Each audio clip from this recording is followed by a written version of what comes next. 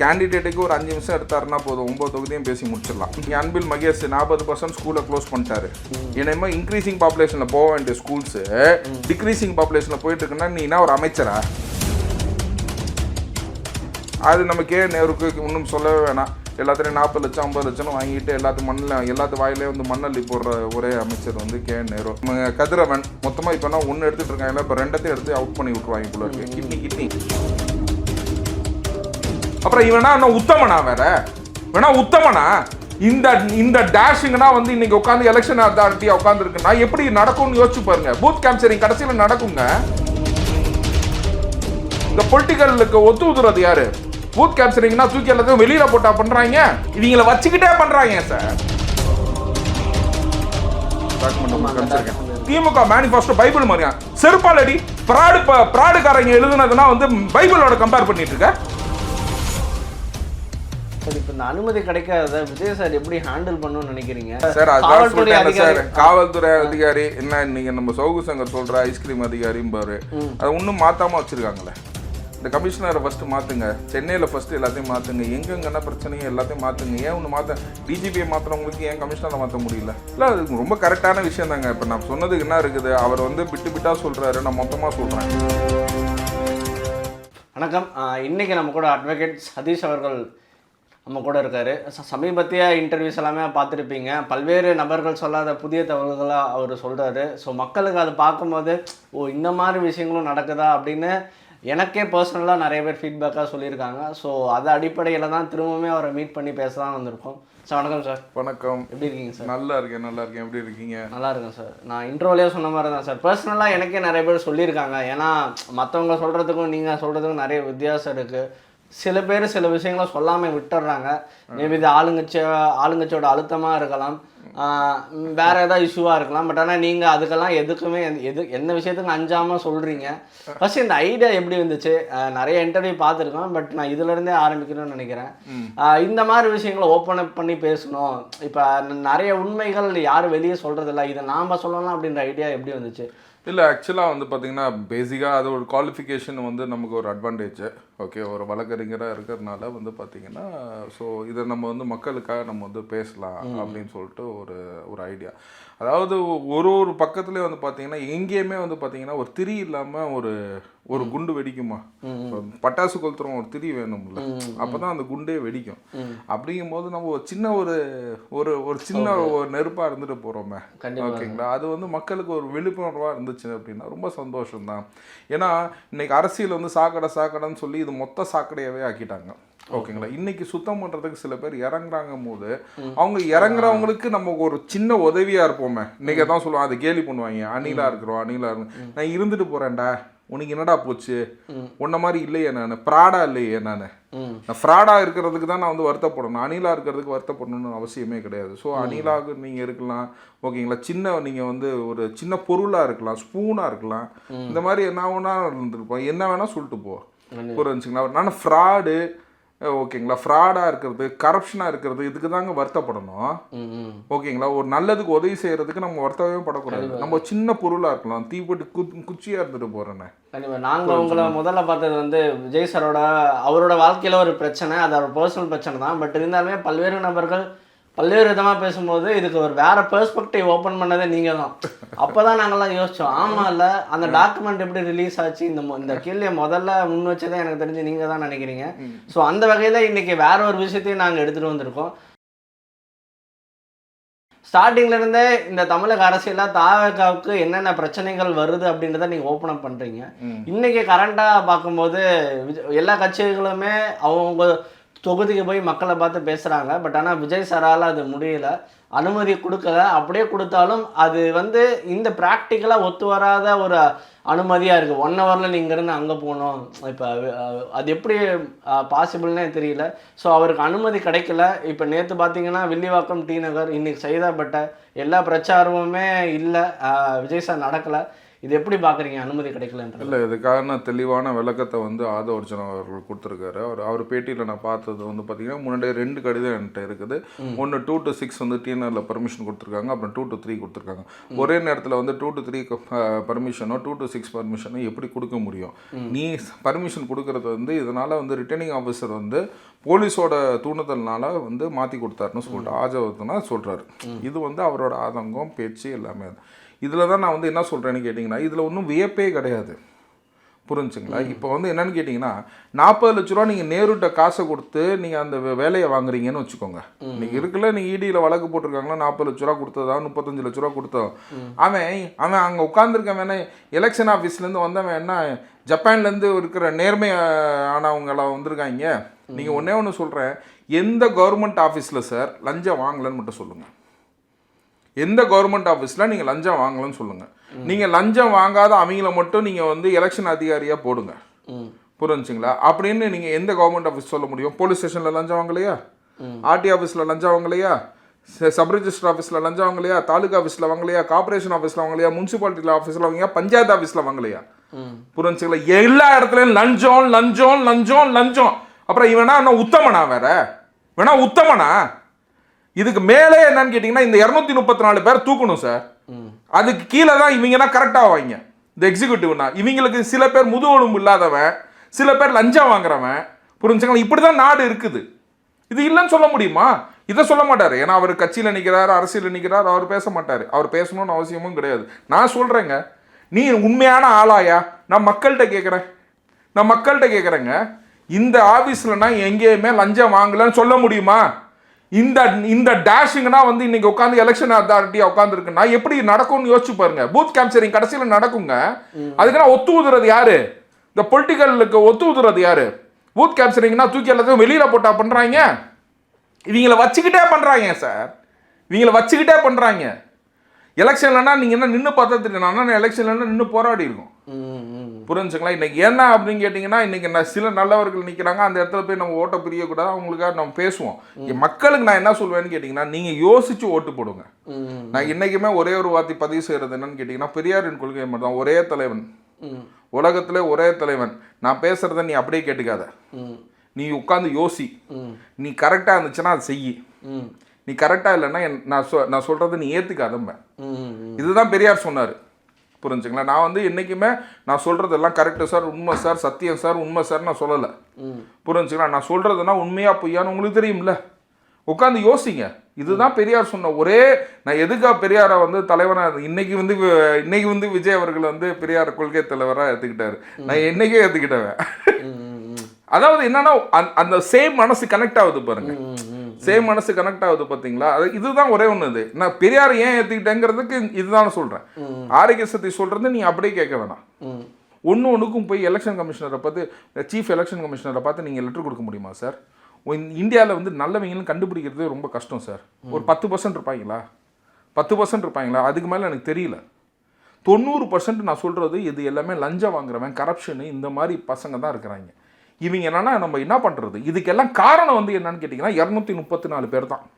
இந்த 234 பேர்த்த நம்ம தூக்கிட்டோம்னா போதும், நம்ம நாடு மறுமலர்ச்சி அடையிறதுக்கு ஓகேங்களா ஒரு வகை உண்டு சார். இப்போ இந்த அனுமதி கிடைக்காத விஜய் சார் எப்படி ஹேண்டில் பண்ணணும்னு நினைக்கிறீங்க? ஏன்னா அவங்க சைடு கரெக்டாக தான் இருக்காங்க. இப்போ 48 மணி நேரம் முன்னாடியா நான் 48 மணி நேரம் பர்மிஷன் கேட்குறேன். ஆனால் 1 hour தான் கொடுக்கணும்னு இன்னைக்கு நம்மளோட காவல்துறை அதிகாரி என்ன இன்னைக்கு நம்ம சௌகு சங்கர் சொல்கிற ஐஸ்கிரீம் அதிகாரியும் பாரு, அதை ஒன்றும் மாற்றாமல் வச்சுருக்காங்களே. இந்த கமிஷனரை ஃபஸ்ட்டு மாற்றுங்க, சென்னையில் ஃபஸ்ட்டு எல்லாத்தையும் மாற்றுங்க, எங்கெங்கன்னா பிரச்சனையும் எல்லாத்தையும் மாற்றுங்க. ஏன் ஒன்று மாற்ற டிஜிபியை மாற்றுறவங்களுக்கு ஏன் கமிஷனரை மாற்ற முடியல? புரிஞ்சுங்களா? இது எல்லாமே மாற்ற ஆதவர்ஜன் நான் சொல்லியிருப்பாரு, நீங்கள் ஒன்றும் மக்களால் சூஸ் பண்ணவங்க கிடையாது, தேர்தல் ஆணையம் தான் அனுமதி கொடுக்கணும், நீங்கள் பாதுகாப்பு தான் கொடுக்கணும், காவல்துறை அதிகாரி எப்படி பண்ணலான்னு சொல்லியிருப்பாரு. அவர் சொன்ன பாயிண்ட் எப்படி பார்க்குறீங்க? இல்லை, அது ரொம்ப கரெக்டான விஷயம் தாங்க. இப்போ நான் சொன்னதுக்கு என்ன இருக்குது, அவர் வந்து பிட்டாக சொல்கிறாரு, நான் மொத்தமாக சொல்கிறேன். புரிஞ்சுங்களா? நான் என்ன சொல்கிறேன், போலீஸில் ஆரம்பித்து எந்த டிபார்ட்மெண்ட்டில் லஞ்சம் இல்லைன்றதை நீங்களே சொல்லுங்கள். கீழே கமெண்ட்ஸில் போடுங்க சார். எந்த டிபார்ட்மெண்ட்டில் நாங்கள் இந்த டிபார்ட்மெண்ட் லஞ்சம் வாங்கலைங்கிற டிபார்ட்மெண்ட்டை கமெண்ட்ஸில் போடுங்களேன். அப்படின்னு போட்டிங்கன்னா கமெண்ட்ஸே இருக்காது உங்களுக்கு. இப்போ அப்படி கேளுங்க, லஞ்சம் வாங்குற டிபார்ட்மெண்ட்னா நீங்கள் வந்து கொஞ்சம் கமெண்ட்ஸில் லிஸ்ட் அவுட் பண்ணுங்கன்னு சொல்லி கேட்குறேன். என்னென்ன டிபார்ட்மெண்ட்ஸ்னா வேணுமோ கமெண்ட்ஸில் கொஞ்சம் லிஸ்ட் அவுட் பண்ணுங்கன்னு சொன்னீங்கன்னா இந்த இந்த இந்த நாடு எந்த லட்சணத்தில் இருக்குதுங்கிறது தெரியும். புரிஞ்சு, நம்ம சொல்கிறது ஒன்றும் பெரிய நியூஸ் கிடையாது சார், இதெல்லாம் உண்மை. பிறந்த குழந்தை கூட நாளைக்கு தெரியும். புரிஞ்சுங்களா? அந்த அளவுக்கு வந்து நம்ம நாடு வந்து மோசமானது காரணம் வந்து இந்த 234 பேர் தான். இந்த 234 பேரை நீங்கள் தயவு செய்து மாற்றத்துக்கு உதவி செய்யுங்க. புரிஞ்சு, யோசிச்சு உங்க வாக்களிங்க. 100% வந்து உங்க வாக்களிங்க. புரிஞ்சுங்களா? என்னோட வாக்கு வந்து பார்த்தீங்கன்னா முன்னாடியே சொன்ன மாதிரி திருச்சி கிழக்கு தொகுதியை சேர்ந்தவன், என் வாக்கு அங்கே தான். ஓகேங்களா? ஸோ நான் இங்கேருந்து கிளம்பி நான் மெட்ராஸ்லேருந்து கிளம்பி ஊருக்கு போய் கண்டிப்பாக என் வாக்கை செலுத்திட்டு வருவேன். அந்த மாதிரி எல்லாருமே கொஞ்சம் ஸ்ட்ரெச் பண்ணுங்கள். நம்ம கிறிஸ்மஸுக்கு, தீபாவளிக்கு, ரம்ஜானுக்குன்னா ஊருக்கு போகிறோம். அதே மாதிரி 5 வருஷத்துக்கு ஒரு வாட்டி இதுக்கு நம்ம ஊருக்கு போய் வாக்களிக்கணும்னு சொல்லிட்டு உங்கள் சேனல் வழியாக கேட்டுக்கிறேன். கண்டிப்பாக மக்களும் போயிட்டு யாருக்கு ஓட்டு போகணும்னு தெரியும், அவங்களுக்கு போட்டுருவாங்க. சார், இப்போ முக்கியமான விஷயமே பார்த்தோன்னா கண்டிப்பாக விஜய் சார் ஒரு பாப்புலரான ஃபேஸ் தான். மக்கள் எல்லாருக்குமே அவர் நல்லாவே தெரியும். பட் இருந்தாலுமே அந்த ஸ்பாட்டுக்கு போய் மக்களை பார்த்தா இன்னும் ஒரு ஹைப் வரும். மக்கள் கண்டிப்பா அது இருக்கும். பட் ஆனா வந்து மக்கள் அதை புரிஞ்சுக்குவாங்க. ஏற்கனவே வந்து பாத்தீங்கன்னா இந்த இவ்வளவு தடைகள் சுயறத வந்து நீங்க உங்க சேனல் வழியா நீங்க கொண்டு போய் சேர்க்கும் போதே மக்களுக்கு இது தெரிஞ்சிடும். ஓகேங்களா? ஏன்னு கேட்டீங்கன்னா அவரே இதுக்கு முன்னாடி சொல்லிட்டாரு, இதெல்லாம் நம்ம எக்ஸ்பெக்ட் பண்ணதுதான். அது வந்து பாத்தீங்கன்னா, அதாவது மற்றவனை வாழ விடுறாங்களோ இல்லையா, நல்லவனை இங்கே வாழவே விட மாட்டாங்க. இங்கே நல்லவனை வாழ்றது ரொம்ப கஷ்டம். புரிஞ்சுங்களா? அந்த மாதிரி ஒரு கஷ்டத்தை அனுபவிச்சிருக்கோம். இப்போ அந்த மாதிரி ஒரு விஷயத்த வந்து பார்த்தீங்கன்னா இன்னைக்கு விஜய் அனுபவிச்சுட்டு இருக்காரு. ஓகேங்களா? ஸோ கண்டிப்பாக இதுக்கு ஒரு மாற்றம் வரும். மக்கள் தான் அந்த மாற்றம். ஓகே, ஒரு நல்லவனை மக்களான வல்லவர்கள் வந்து ஆதரிக்கணும். ஓகேங்களா? அவரை வந்து சார் இது எப்படி சமாளிக்கணும்னு நினைக்கிறீங்க? ஏன்னா இந்த அனுமதி பிரச்சனைன்றது இருந்தாலும் மக்களை பார்க்கணும், மக்களுக்கு ஒரு ஆசை இருக்கும். விஜய் சார் வந்து இல்லை, நான் வந்து எப்படின்னு கேட்டிங்கன்னா, நீங்கள் முட்டி மோதிக்கிட்டு இந்த முட்டா பசங்க கூட போய் நம்ம சண்டை போடுற மாதிரி தான். புரிஞ்சுங்களா? அவங்க சட்ட ரீதியாக அவங்க கட்சியிலேருந்து எவ்வளோ பர்மிஷன் கொடுக்க முடியுமோ கொடுத்து எல்லாம் பண்ண போகிறாங்க. எனக்கு இன்னொன்று வந்து என்னன்னு கேட்டிங்கன்னா, விஜய் சார்கிட்ட நான் ஒரு கோரிக்கையாக வைக்கிறது என்னன்னு கேட்டிங்கன்னா, நீங்கள் வந்து ஏப்ரல் 14 அன்னைக்குலேருந்து டிஜிட்டலில் உங்களோட இன்டர்வியூஸ் வரப்போகுதுன்னு சொல்கிறாங்க. நீங்கள் வந்து ஒன்றும் இல்லை, நீங்கள் வந்து திருச்சின்னு எடுத்திங்கன்னா 9 தொகுதிக்கு நீங்கள் வந்து ஒன்றும் இல்லை, 40 நிமிஷத்தில் 9 தொகுதிக்கும் பேசிடலாம். ஓகேங்களா? 40 தொகுதிக்கும் பேசிடலாம். இப்போ திருச்சின்னு எடுத்திங்கன்னு வச்சுக்கோங்களேன், இந்த இனிகோ விருதராஜ். ஓகேங்களா? இது ஏற்கனவே நம்ம ஒரு பாகமே பண்ணியிருக்கோம். இப்போ வந்து அவருக்கு வந்து பிஜேபியோட எவ்வளோ தொடர்புன்னு சொல்லி ஒரு வாட்ஸ்அப் அனுப்பிச்சிருக்கீங்க. ஓகேங்களா? அந்த ஃபோட்டோவை போட்டுருங்க. புரிஞ்சுங்களா? இது அந்த மாதிரி பிஜேபியின் கைகூலிக்கு திமுக கொடுக்குற சீட்டு, சர்ச்சு காசை கொள்ளையடிச்ச அந்த மனுஷனுக்கு வந்து திமுக, அதாவது ஃப்ராடாக இருந்தால் மட்டும்தான் டிக் அடிப்பாங்க. ஓகேங்களா? அந்த மாதிரி வந்து பார்த்தீங்கன்னா ஒரு ஃப்ராடாக இருந்தீங்கன்னா மட்டும்தான் டிக் அடிப்பாங்க. அப்படின்ற ஒரு விஷயத்தை வந்து விஜய் சார் வந்து கேண்டிடேட்டுக்கு ஒரு 5 நிமிஷம் எடுத்தாருன்னா போதும், 9 தொகுதியும் பேசி முடிச்சிடலாம்.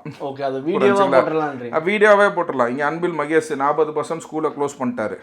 ஏன்னா அப்போ தான் வந்து நம்ம சம்பளம் கொடுக்க வேணாம்ல, அரசு அது வாத்தியாரங்களுக்குன்னா சம்பளம் கொடுக்க வேணாம். ஓகேங்களா? உங்கள் பிள்ளைங்க என்ன அரசு பள்ளிக்கு போவேணா, அப்போ தான் சன்ஷைன் மாதிரி ஸ்கூல்லனா வந்து சேர்ப்பாங்க. புரிஞ்சுங்களா? சிபிஎஸ்சி ஸ்கூல் அப்போ தான் வந்து மேன்மைப்படுத்த முடியும். புரிஞ்சுங்களா? நிறைய ஃபீஸ் வாங்க முடியும். இதுதான் ஒரே ஒரு கணக்கு. இல்லைன்னு சொல்லுங்க, இல்லைன்னு சொல்லுங்க. எனக்கு ஸ்கூல் மூடிட்டாங்க. ஆமாம் சார், அதுதான் சொல்லிட்டேன்ல சார். இல்லைன்னா நான் சொல்கிறது பொய்யா இல்லைன்னு நெட்டில் போட்டு பார்த்தாவே தெரிஞ்சிடும் சார். புரிஞ்சுங்களா? நீ ஆட்சி உட்காரும் போது எவ்வளோ கவர்மெண்ட் ஸ்கூல் இருந்துச்சு, இப்போ எவ்வளோ கவர்மெண்ட் ஸ்கூல் இருக்குது, அப்போ கவர்மெண்ட் ஸ்ட்ரென்த் எவ்வளோ ஸ்டூடெண்ட்ஸ் இருந்தாங்க, இப்போ எவ்வளோ கவர்மெண்ட் ஸ்ட்ரென்த்து, ஓகே, அப்போ எவ்வளோ டீச்சர்ஸ் இருந்தாங்க, இப்போ எவ்வளோ டீச்சர்ஸ் இருக்காங்க. இது எல்லாமே டிக்ரீசிங்காக போயிட்டுருக்கு. ஏன்னா இன்க்ரீசிங் பாப்புலேஷனில் போக வேண்டிய ஸ்கூல்ஸு டிக்ரீசிங் பாப்புலேஷனில் போயிட்டுருக்குன்னா நீ என்ன ஒரு அமைச்சரா? புரிஞ்சுங்களா? நீ என்ன ஒரு அமைச்சரான்னு கேட்குறேன். புரிஞ்சு, அது நம்ம நேருக்கு இன்னும் சொல்லவே வேணாம். எல்லாத்துலேயும் 40 லட்சம் 50 லட்சம் வாங்கிட்டு எல்லாத்து வாயிலே வந்து மண்ணள்ளி போடுற ஒரே அமைச்சர் வந்து நேரு. புரிஞ்சுக்கலாம். மற்றும் நம்ம கார்பரேஷன் கொள்ள இங்கே வந்து எவ்வளோ ஸ்ட்ராங் வாட்டர் ட்ரைனேஜில் 4000 ரூபா, அந்த 4000 ரூபாய்க்கு இன்னத்துக்கும் உப்பு பயிற்சி கிடையாது. இன்னும் மழை பெஞ்சா 6 டிகிரி தான் மழை பெஞ்சிச்சு, அதுக்கே எவ்வளோ நின்றுச்சுன்னு தெரியுமா? நம்ம மெட்ராஸில் எவ்வளோ அவதி போடுறோன்னு தெரியும். அந்த மாதிரி வந்து கொள்ளை அடிக்கிறதுக்கு இது பண்ணுறதுக்கு மட்டும். ஏன்னா இந்த ஆட்சி வரதுக்கு முன்னாடி அவர் காலேஜ் வந்து ஏலத்துக்கு போச்சு. சர்ஃபாசி நோட்டு ஒட்டினாங்க, சர்ஃபாசி நோட்டீஸ்னு சொல்லுவாங்க. பேங்க்கில் அட்வொகேட்ஸ் எல்லாத்துக்கும் தெரியும் சர்ஃபாசி நோட்டீஸ்னு. அதாவது நீ பணம் கட்டாததுக்கு பேங்க்கில் வந்து நோட்டீஸ் ஒட்டிட்டு போனான். ஓகேங்களா? இப்போ காலேஜில் மீட்டு நீ அதுக்கு மேலே காசு சம்பாரிச்சு சொத்து சம்பாரிச்சிருக்கீங்கன்னா அப்படின்னா நீ என்ன இதுன்னு சொல்லி நீங்கள் பார்த்துக்கோங்க. இப்போ கேர் காலேஜ்னா இதெல்லாம் பேப்பரில் வந்துச்சுங்க. சர்ஃபாசி நோட்டீஸ் விட்டுட்டு எல்லாம் பேப்பரில் பப்ளிஷ் பண்ணுவாங்க, எல்லாம் நடந்துச்சு. இப்போ இதை எடுத்து பேசணும்னாவே இவ்வளோ இருக்குது. இந்த சைடு பார்த்தீங்கன்னா கதிரவன், ஓகேங்களா? நீங்கள் அந்த சைடு போனீங்கன்னா வந்து பார்த்தீங்கன்னா உங்களை மொத்தமாக இப்போனா ஒன்று எடுத்துகிட்டு இருக்காங்க, இப்போ ரெண்டத்தையும் எடுத்து அவுட் பண்ணி விட்ருவாங்க போல இருக்கு. கிட்னி ஓகேங்களா? அவனுக்கு தான் சீட்டு. ஓகேங்களா? இந்த மாதிரி நீங்கள் 9 தொகுதி நீங்கள் பேசணும்னு நினச்சிங்கன்னா நான் எவ்வளோ படப்படன்னு பேசுகிறேன். ஓகேங்களா? அந்த மாதிரி ஒன்றும் இல்லை. அந்த ஏரியாக்காரங்களுக்கு உட்கார வச்சுட்டு நீங்கள் பேசுனீங்கன்னாவே போதும். மக்களுக்கு எது போய் சேரணுமா 4 பாயிண்ட் போய் சேர்ந்துச்சுனாவே போதும். புரிஞ்சுங்களா? இதுக்கு எல்லாத்துக்கும் நான் உங்களுக்கு ஆதாரம் அமைச்சிடுறேன். ஓகேங்களா? எல்லாத்துக்கும் ஆதாரம் அமைச்சிருக்கேன். இப்போ இதோட இன்னும் என்னன்னு கேட்டிங்கன்னா, இப்போ சில ஃபாதர்ஸ் பெரம்பூர் தொகுதியில் வந்து நிற்கிறாப்புல, அந்த ஃபாதர் சார்லஸ் குமார்னு நினைக்கிறேன். அந்த ஃபாதர் மேலே கொலை கேஸ் இருந்துச்சு 2008, 2009 கொலை கேஸ் இருக்குது. அந்த டாக்குமெண்ட் உங்களுக்கு அனுப்பிச்சிருக்கேன். ஓகேங்களா? அனுப்பிச்சிருக்கேன். இப்போ அந்த ஃபாதருக்கு முன்னாடி இருக்கிட்ட மைக்குன்னா எந்த மைக்குன்னு பாருங்க, அந்த ஃபாதர் எந்த சேனலில் பேசியிருக்காருன்னு பாருங்க. புரிஞ்சுக்கலாம்? இது எல்லாமே வந்து பார்த்தீங்கன்னா திட்டவட்ட திமுக அரசின் சதி. புரிஞ்சுங்களா? இந்த மாதிரி கைக்கூலி ஃபாதர்ஸ் எல்லாம் நீ கிறிஸ்துவ துண்டே போடாத ஃபாதர்கிட்ட நான் சொல்கிறேன். நீ வந்து டிஎம்கே துண்டை போட்டுட்டு உடுப்பை கட்டி வச்சுட்டு போயிரு. புரிஞ்சுங்களா? ஒரு ஃபாதராக உனக்கு கேனன் லா படி பொலிட்டிக்கல் பேசுறதுக்கு என்ன அருகதை இருக்கு? நீ பேசவே கூடாது. கேனன் லா பற்றி என்கிட்ட பேசுறியா? நான் உங்கள் சேனல் வழியாக வைக்கிறேன் ஃபாதர். ஏன்னா ஆண்டவர்னு சொன்னால் நீங்கள் தப்பாக நினச்சிக்கிறீங்க.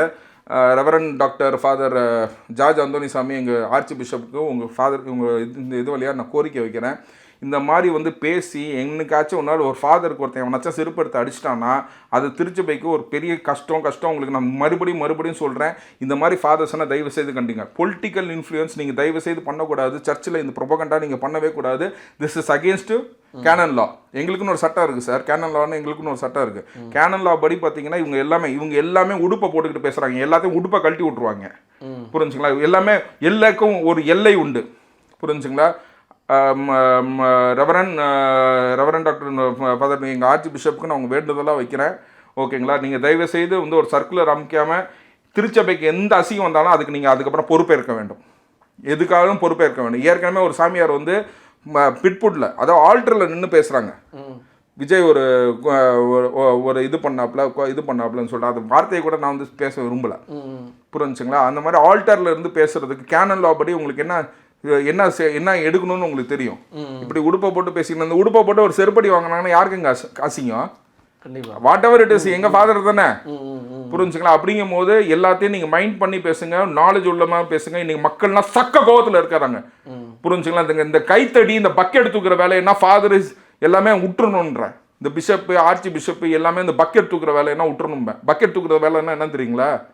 புரியுதுங்க. ஓகேங்களா? பக்கெட் தூக்குற வேலைன்னா நீங்க எல்லாமே விட்டுறணுங்கிறேன். புரிஞ்சுங்களா? Mind your business.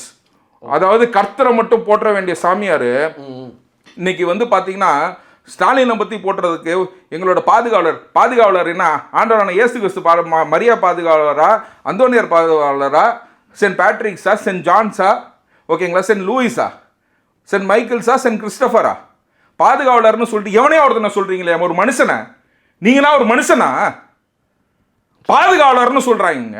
யாருங்க பாதுகாவலர்? எங்கள் பாதுகாவலர் யாருங்க? ஒரு கிறிஸ்டியானிட்டியில் போய் பாதுகாவலர்னு நீங்கள் இன்னொருத்தனை சொல்ல முடியுமா? ஒரு மனுஷனை சொல்ல முடியுமா பாதுகாவலர்னு? எங்க கடவுள் மீது இன்னொருத்தன் இன்னொரு டாக்குமெண்ட் ஒன்று அனுப்பிச்சு விடுறேன். இந்த திருக்கோளூர் எம்எல்ஏ, ஓகேங்களா, திருக்கோளூர் எம்எல்ஏ அவன் என்ன சொல்றான்? மேனிஃபெஸ்டோ போட்டது. மேனிஃபெஸ்டோ வந்து திமுக மேனிஃபெஸ்டோ பைபிள் மாதிரியா? செருப்பால் அடி. பிராடுக்காரங்க எழுதுனதுன்னா வந்து பைபிளோட கம்பேர் பண்ணிட்டு இருக்க. ஏங்க இது ஏன் மற்ற மதத்தை மட்டும் இழுக்க மாட்டேற? ஏன் எங்க மதத்தை மட்டும் இழுக்கிற? நீ இழுத்து பாரு, குர்ஆன்னு சொல்லி பாரு. உனக்கு அடிக்கிற செருப்படி உனக்கு என்னன்னு தெரியும். இதுக்குலாம் அந்த ஃபாதருங்க நம்ம வாயை மூடிட்டு உட்காந்துருக்காங்க பாருங்கன்னா ஃபாதரா? அது ஃபாதராங்க அவங்கன்னா? என்னங்க ஒரு கண்டனம் கூட தெரியுங்களாங்க? கண்டனத்தை நான் பதிவு செய்கிறேன். ஓகேங்களா? நான் பதிவு செய்கிறேன். தமிழ்நாடு கிறிஸ்துவ கூட்டமைப்பு சார்பாக துணைத் தலைவர் என்ற பொறுமையில் கண்டனத்தை நான் பதிவு செய்கிறேன். என்னைக்கு ஒரு மேனிஃபெஸ்டோ நீ பைபிளுக்கு ஈக்குவலா நீ பேச முடியும்? இதுக்கு எந்த ஃபாதருக்கும் துப்பு கிடையாதுங்க. இந்த துப்பு கட்டவங்கன்னா வந்து பாத்தீங்கன்னா நாளைக்கு திமுக வந்து கொடி தூக்கிட்டு இருப்பாங்க. பக்கெட் தூக்குற பயலுங்க. ஏன் யாருமே கேட்கலன்னு நினைக்கிறீங்க? என்ன சார் பண்றது? எல்லாம் பக்கெட்டு சார். இவங்க நான் எல்லாம் இந்த கொலகார பயலுக்குன்னா வந்து இப்படி உட்காந்து பேசுறான்னா எப்படி இருக்கும்? 2008 2009 ஆட்சி இல்லாமல் இருந்துச்சுன்னா என்ன இருக்கும் யோசிச்சு பாருங்க. இந்த ஃபாதர் உள்ளுக்குள்ள போயிருப்பாப்ல. இன்னைக்கு வந்து என்னன்னு வெளியில நின்று பேசணும். இன்னைக்கு ஏன் எல்லா விஷயமும் சொல்றேன் சார். இன்னைக்கு ஏன் அமீர் பேசணும்? ஜாஃபர் சாதிக்கு வந்து ரைடு வரும்போது காப்பாத்துறாங்க, அதனால அமீர் பேசுறாப்ல. அதுக்கு முன்னாடி பேச வேண்டியது தானே அமீர்? ஓகேங்களா? ஏன் சிற்றரசு அன்னைக்கு அமீருக்கு நீ இவ்வளோ பண்ற, நீ ஏன் நான் என்ன கேட்பேன், பிஜேபிக்கும் திமுகவுக்கும் இது இருக்கு பண்ண. ஜாஃபர் சாதிக்கு எந்த கட்சியை சேர்ந்தவன்? போதைப் பொருள் ஜாஃபர் சாதிக்கு எந்த கட்சியை சேர்ந்தவன்? திமுக சேர்ந்தவன். புரிஞ்சுங்களா? எங்க இருந்தாங்க? உன் மாவட்ட செயலாளர் சிற்றரசு அண்ணா நகர்ல சீட்டு கொடுத்துருக்கேன் இன்னைக்கு. அதாவது ப்ராடா இருந்தா மட்டும்தாங்க இவங்களுக்கு தான் சீட்டு. நீங்க திமுக சீட்டு வாங்கணும்னா நீங்க ப்ராடு பயலா இருக்கணும். ப்ராடு பசங்களுக்கு மட்டும் சீட்டு கொடுக்கிற ஒரே கட்சி எதுன்னு கேட்டீங்கன்னா திமுக. ப்ராடு பசங்களுக்கு சீட்டு கொடுக்கிற கட்சி எதுன்னு கேட்டீங்கன்னா திமுக. புரிஞ்சுங்களா? எல்லாத்துக்குமே சொல்றேன். ஜாஃபர் சாதிக்கும் சிற்றரசுக்கும் என்ன பொலிட்டிக்கல் ரீதியாக யார் உனக்கு பதவி போட்டது? சிற்றரசு இன்னைக்கு அண்ணா நகர் எம்எல்ஏ. புரிஞ்சுங்களா? அதுதான் எல்லா இடத்துலையும் நீங்க யார் யாருக்குன்னா சீட்டு கொடுத்துருக்காங்கன்னு பார்த்தீங்கன்னா ஒன்று நான் புட்டு வைப்பேன். நீங்க 234 தொகுதி எடுத்தீங்கன்னா தோழமை கட்சியை தவிர்த்து, புரிஞ்சுங்களா, திமுக கொடுத்த சீட்டு எல்லாத்தையும் பார்த்தீங்கன்னா ஒருத்தரும் பேரும் என்னென்ன ஃப்ராட் இருக்குன்னு புட்டு வைக்கலாம்.